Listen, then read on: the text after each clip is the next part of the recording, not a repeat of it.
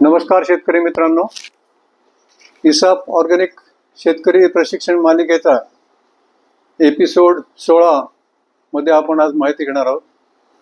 यापूर्वी 15 एपिसोड झाल्यानंतर आम्ही असा विचार केला की आपण आता शेतकऱ्यांचं ऑफलाईन आणि ऑनलाईन प्रशिक्षण घ्यावं. तर या दृष्टिकोनातून ऑफलाईन प्रशिक्षण घेण्याचं आम्ही ठरवलं आणि 21 आणि 22 रोजी ते आयोजित केलं होतं. ते प्रशिक्षण चांगलं झालं, परंतु बऱ्याच जणांनी इच्छा अशी व्यक्त केली की पेरणीचे दिवस असल्यामुळे आम्ही येऊ शकत नाही, तर तुम्ही ऑनलाईन सध्या प्रशिक्षण घ्या, म्हणजे आम्हाला नंदुरबार असो, जळगाव असो या ठिकाणपासून प्रशिक्षणाचा फायदा घेता येईल. असा विचार केल्यावर आम्ही असा निर्णय घेतला की दिनांक 8, 9, 10 जुलै रोजी सायंकाळी 3 दिवसाचं प्रशिक्षण आपण ऑनलाईन घेणार आहोत. त्यासाठी 2000 रुपये फीस ठेवलेली आहे आणि त्याची नोंदणी केल्यावर आपल्याला लिंक पाठवण्यात येईल आणि हे सायंकाळी ठेवले. तर कृपया तुम्ही या नंबरवर फोनपेवर पैसे पाठवले आणि नोंदणी करून घेतली तर त्यांना दिनांक 8, 9, 10 सायंकाळी हे प्रशिक्षण घेता येईल. याच्यामध्ये इसाप सेंद्रिय शेती पद्धतीची सगळ्या पिकांची लागवड कशी करावी, लागवड केल्यानंतर झालेल्या मालाचं प्रमाणीकरण कसं करावं आणि प्रमाणीकरण केल्यावर माल कुठे विकावा याविषयी 3 दिवस आपण शेतकऱ्यांना माहिती देणार आहोत. तर आपण कृपया याला प्रतिसाद द्यावा अशी नम्र विनंती. बऱ्याच जणांना लेक्चर किंवा भाषण लिहून घेता येत नाही किंवा पाठ होत नाही किंवा बऱ्याचशा नोंदी आपल्याला विसरून जातात. त्यासाठी आम्ही इसाप ऑर्गॅनिक शेती पद्धतीवर लिखाण केलेलं आहे, पुस्तकं लिहिलेली आहेत वेगळ्या विषयावर, आणि या विषयावरचे पुस्तकं आपल्याला ॲमेझॉनमध्ये उपलब्ध आहेत किंवा सकाळ प्रकाशन त्यांच्याकडे उपलब्ध आहेत किंवा आम्हाला आपण संपर्क साधला तर आपल्याला पाठवता येतील. या पुस्तकामध्ये प्रामुख्याने सुरुवात बियाण्यापासून केलेली आहे. तर बियाण्यामध्ये आपण असं बघतो की शेतकऱ्यांना संभ्रम पडतो की कोणतं बियाणं पेरावं, कोणतं पीक पेरावं. या दृष्टिकोनातून आपण विविध पिकांचे पेरणीयोग्य वाण हे पुस्तक आपण प्रसिद्ध केलेलं आहे. या पुस्तकामध्ये जवळजवळ 170 विविध पिकांचे आपण वाण सांगितलेले आहेत. 170 त्याच्यामध्ये तृणधान्य आहे आणि त्याच्यामध्ये गळत धान्य आहे, सगळे पिकं आहेत, नगदी पिकं आहेत, भाजीपाला आहे, या सगळ्या पिकांचे आपण वाण सांगितलेलं आहे. त्याच्यामध्ये सगळी माहिती आपण या पुस्तकामध्ये दिलेली आहे. हे पुस्तक आपल्याला सकाळ किंवा आमच्याकडे मिळू शकत. याच्यामध्ये कोणतं पीक कोणत्या वाणाचं किती दिवसात तयार होतं ही सगळी संपूर्ण माहिती आहे. त्याप्रमाणे त्याच्यामध्ये बीजसंस्कार कसे करावेत त्याच्यावर पूर्ण माहिती आहे. मित्रांनो, आता बियाणे एकदा पेरलं आपण तर आपण म्हणतो की त्या बियाण्यामध्ये आपण सहयोगी पद्धतीने किंवा आंतरपिकं कोणते घ्यावेत, किती ओळी कोणत्या वेळे कोणत्या पिकाच्या घ्याव्यात, तर त्या बाबीचा विचार करून आपण दुसरं एक पुस्तक छापलेलं आहे की ज्याच्यामध्ये एकात्मिक शाश्वत सेंद्रिय शेती पद्धती, एकात्मिक शाश्वत पद्धती, या पुस्तकामध्ये सुद्धा हे सुद्धा आपल्याला याच्यामध्ये सकाळ, ॲमेझॉन किंवा आमच्याकडे उपलब्ध आहे. विशेष म्हणजे याच्यामध्ये आपण लक्षात घ्या की कोणत्या पिकाच्या किती ओळी, त्याच्यामध्ये ट्रॅप क्रॉप कोणतं, आंतरपीक कोणतं, याचे डिझाईन दिलेले आहेत.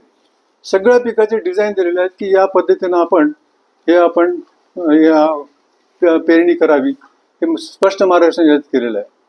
काही जणांना मराठी समजत नाही तर त्यांच्यासाठी खास याच पुस्तकाचं आपण इंग्रजीमध्ये ऑर्गॅनिक फार्मिंग सिस्टीम्स हे पुस्तक लिहिलेलं आहे. ऑर्गॅनिक फार्मिंग सिस्टीम्स याच्यामुळे सुद्धा त्याच धर्तीवर आपण फळपिकं, नगदी पिकं सगळ्यांचे डिझाईन दिलेले आहेत. या डिझाईनमध्ये आपण कोणत्या ओळी किती घ्यायच्या, भोवताली कोणतं पीक टाकायचं, पेरायचं याचं स्पष्ट मार्गदर्शन आहे. त्याच्यानंतर डाळिंबावर ज्याला आवड आहे की बिना खताचं बिना औषधाचं डाळिंब आपण लावावं, तर शाश्वत डाळिंब शेती हे पुस्तक आपण प्रकाशित सुद्धा यांनी सकाळने केलेलं आहे. त्याच्यामध्ये किती ओळीवर किती अंतरावर लावायचं, बिना खताचं कसं हे करायचं ते सुद्धा त्याच्यावर आपण उल्लेख याच्यावर केलेला आहे. हे सुद्धा पुस्तक मी म्हटल्याप्रमाणे अवेलेबल आहे. डाळिंब हे नाजूक पीक आहे, त्याला कीडनाशक, रोगनाशक, खताची प्रचंड गरज असते. तर बिना औषधाचं कीड रोगांचं व्यवस्थापन, डाळिंबावरील सगळ्या कीड आणि रोगांचं सेंद्रिय बायोडॅनिक पद्धतीनं म्हणजे इसाप पद्धतीनं कसं करावं याची माहिती पूर्ण दिलेली आहे. तर हे पुस्तक सुद्धा, या पुस्तकाला महाराष्ट्र ग्रंथ परिषदेनं पुरस्कार सुद्धा दिलेला आहे मित्रांनो. तर हे सुद्धा पुस्तक आपल्याकडे उपलब्ध आहे. रासायनिक कीटनाशकांचे दुष्परिणाम खूप आहेत. तर हे दुष्परिणाम कसे आहेत? रासायनिक कीटनाशक अजिबात नष्ट होत नाहीत, निसर्गामध्ये जमिनीतून झिरपून जात नाहीत. तर याची माहिती आपण या पुस्तकात दिलेली आहे. रासायनिक औषधे, कीटनाशके वरदान की शाप. आता याच्यामध्ये प्रामुख्यानं कोणीही भर न दिलेले बायोडायनॅमिक टेक्नॉलॉजी, बायोडायनॅमिक तंत्रज्ञान किंवा बायोडायनॅमिक शेती पद्धतीचं हे पुस्तक आपण प्रकाशित केलं आहे, सकाळने प्रकाशित केलं आहे ते. आणि या पुस्तकामध्ये आपल्याला लक्षात येईल की ग्रहताऱ्याचा कसा परिणाम होतो, पेरणी कधी करावी, बीडी कॅलेंडरप्रमाणे पेरणी कशी करावी. कारण हे ग्रहताऱ्याचा ऊर्जा शोषून घेण्यासाठी, ऊर्जा जमिनीमध्ये यांचे फोर्सेस जे आहेत ते अतिशय पीक वाढीसाठी अनुकूल आहेत. त्याच्यामुळं मित्रकिडे वाढतात, गांडुळाची संख्या वाढते, जमिनीतला ओलावा सुद्धा वर येतो. अमावस्या पौर्णिमेला किंवा नोड दिवशी का पेरणी वगैरे अत्यंत इत्थंभूत माहिती बीडी कॅलेंडर सकट याच्यामध्ये आपण दिलेली आहे. याचा आपण जरूर फायदा घ्यावा अशी माझी विनंती आहे. त्याचप्रमाणे मी पुन्हा एकदा आपण सांगू इच्छितो की आपल्याला या सर्व बाबींचं सविस्तर मार्गदर्शन आणि आपल्याला शंका समाधान करून घेण्यासाठी सुद्धा आम्ही 8, 9, 10 जुलै रोजी प्रशिक्षण ठेवलेलं आहे, ऑनलाईन प्रशिक्षण ठेवलं आहे. आपण या नंबरवर आम्हाला फोनपेवरून 2000 रुपये जर पाठवले तर आपली नोंदणी होईल. आणि नोंदणी झाल्यानंतर आपल्याला लिंक पाठवल्यानंतर आपण जरूर सायंकाळच्या वेळेस, कारण मुद्दाम वेळ सायंकाळची ठेवलेली आहे आपण, त्यावेळेस आपण जरूर याचा फायदा घ्यावा अशी नम्र विनंती आहे. आता याच्यापुढे बरेचसे एपिसोड आपण करणार आहोत.